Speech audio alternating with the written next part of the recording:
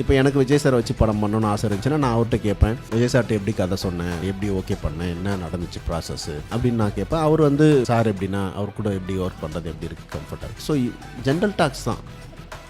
நான் தலை கூட பண்ணுறேன், நான் தளபதி கூட பண்ணுறேன். ஸோ எனக்கு தெரிஞ்சு டைரக்டர்ஸில் இப்போ அதிகமாக லைக் கம்பேரிசன்றதை தாண்டி இந்த டாப் லைட் ஸ்பாட் லைட்டில் இருக்கிறது ஹெச் வினோத் அவர்கள் அண்ட் லோகேஷ் கனகராஜன். ஸோ நீங்கள் ரெண்டு பேர் எந்த அளவுக்கு ஒரு க்ளோஸ் பாண்ட்? ஏன்னா நிறைய இடத்துல அவர் சொல்லும் போது ஹெச் வினோத் அண்ணா நிறைய மென்ஷன் பண்ணி சொல்லியிருக்காரு. இல்லை, இந்த டாப்ன்ற மேட்டரை விட்டுருங்க, டாப்ன்றதெல்லாம் கிடையாது.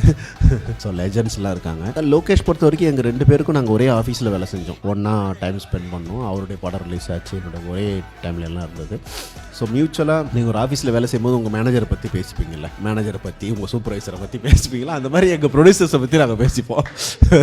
அவர் இப்படி சொல்கிறாரு, இவர் இப்படி சொல்கிறாரு. ஒரே ஹீரோ வேறு. ஸோ அந்த ஹீரோட ஒர்க் பண்ணும்போது எப்படிலாம் பண்ணலாம் அப்படின்னு அவர் சில விஷயம் கேட்பார், நான் சில விஷயம் சொல்லுவேன். ஸோ அப்போ இப்போ எனக்கு விஜய் சார் வச்சு படம் பண்ணணும்னு ஆசை இருந்துச்சுன்னா நான் அவர்கிட்ட கேட்பேன், விஜய் சார்ட்ட எப்படி கதை சொன்னேன், எப்படி ஓகே பண்ணேன், என்ன நடந்துச்சு ப்ராசஸ் அப்படின்னு நான் கேட்பேன். அவர் வந்து சார் எப்படின்னா அவர் கூட எப்படி ஒர்க் பண்ணுறது எப்படி இருக்குது, கம்ஃபர்ட்டாக இருக்குது. ஸோ ஜென்ரல் டாக்ஸ் தான். மற்றபடி நாங்கள் பயங்கரமாக எந்த டைமும் பேசிட்டு இருக்கிற படங்களை பத்தின டிஸ்கஷன்லாம் போகுமா சார்? லைக் ஒன்ஸ் ரிலீஸ் ஆயிட்ட பிறகு இல்லை ஏதாச்சும் ஒரு ரைட்டர்ஸ் பிளாக் ஜென்ரலாக மீட் பண்ணால் ஒரு 3-4 ஹவர்ஸ் ஒரு இது இருக்கும் இல்லையா, மீட் இருக்குல்ல, அப்போ என்னென்ன ஜாலியாக பேசுகிறது தான். ஒன்றும் பயங்கர. ஆனால் அந்த ஃபோட்டோ வந்து நாங்கள் ஒரு பல வருஷமாக பழகின நட்பு மாதிரி ஒரு இதை கிரியேட் பண்ணிடுச்சு. ஆமாம். ஸோ உங்களுக்கு ரொம்ப எக்ஸைட்டிங்கான விஷயமா நீங்கள் என்ன பார்க்குறீங்க? லோகேஷ் அவரோட டைரக்ஷன்லாம் இருக்கட்டும், ஸோ இல்லை அவருக்கு மேலே விழுந்திருக்க இந்த லைம் லைட்டுக்குள்ள நீங்கள் எப்படி பார்க்குறீங்க? இல்லை, இப்போ லோகேஷ் கிட்ட இருக்கிற பெரிய ப்ளஸ்ஸை நான் பார்க்குறது அவரோட டீம். ஸோ அவர் என்ன நினைக்கிறாரோ அதை வந்து கன்வெர்ட் பண்ணி கொடுக்குற ஒரு ஸ்ட்ராங்கான டீம், கோர் டீம் அவர்கிட்ட இருக்குது. ஐ திங்க் இந்த ஜென்ரேஷன் டைரக்டர்ஸில், பழைய ஜென்ரேஷன் டைரக்டர்ஸில் இருந்திருக்காங்க.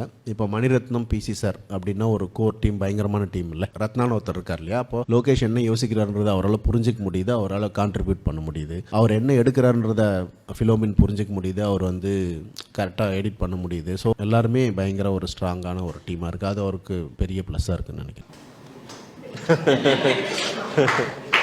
லைக் வினோத் சாருக்கு இந்த ரொமான்டிக் காட்சிகள் இல்ல ரொமான்டிக் பாடல்கள் எழுதும் போது, ஸ்கிரிப்ட்ல அதை எழுதும் போது என்ன ஒரு சிந்தனையோட எழுதுவீங்க? இல்ல லைக் இந்த கமர்ஷியல் வட்டத்துக்குள்ள இருந்துதான் அவனும் மக்கள் எதிர்பார்ப்பாங்கன்ற காரணத்தால தான் அந்த ரொமான்டிக் பார்ட் வருதா? இல்லை அப்படி இல்லை, அது அந்த கதைக்கு தேவைன்றதுனால எழுதுறோம், அவ்வளோதான். Like are you comfortable? Like ஒரு எக்ஸாம்பிளுக்காக கேட்குறேன், ஒரு முழு படம் ரொமான்டிக்கான ஒரு படம் எழுதி தாங்கன்னு ஏதாச்சும் ஒரு ப்ரொடியூசர் சொன்னா உங்ககிட்ட இருந்து ஒரு பதில் என்னவா இருக்கும்? இல்லை அப்படி ஒன்றும் இல்லை. நம்ம சொல்கிறது நம்ம ஸ்ட்ராங் ஜோன் என்னவோ அதை எழுதுறது பெட்டர். ஸோ அந்த ஏரியாவில் நான் யோசிச்சதே இல்லை பெருசாக, கதைக்கு தேவைன்னா மட்டும் எழுதுறேன், அவ்வளோதான். ஏன்னா இப்போ துணிவுன்னு பார்க்கும் போதும் மஞ்சு மேம் கிட்டே கேட்டிருந்தேன், மேம் இப்போ நீங்கள் ரெண்டு பேர் லவ் பண்ணீங்களா இல்லை முன்னாடி ஏதாச்சும் கதையா, பார்ட்னர்னு கூப்பிடுறீங்க உங்கள் ரெண்டு பேருக்குள்ள, இல்லையே அது வினோத்தையே என்கிட்ட சொல்லி அது. ஸோ அவங்க ரெண்டு பேருக்குள்ள இருக்க அந்த ரிலேஷன்ஷிப் இல்லை, அது ஒரு அண்டர்ஸ்டுட் அப்படின்னு தான் விட்டோம். அதுக்கு பின்னாடி என்னென்ன விஷயம் இருக்குது அது போக வேண்டாம். நீங்கள் வேணால் ஒரு பார்ட் கதை எழுதி பண்ணிக்கணும். சார் இப்போ அந்த ரெண்டு பேரோட அந்த ஒயிட் ஷர்ட் போட்ட ஃபோட்டோ வச்சு நிறைய கதை இப்பயே ஆல்ரெடி எழுத ஆரம்பிச்சிட்டாங்க சார்.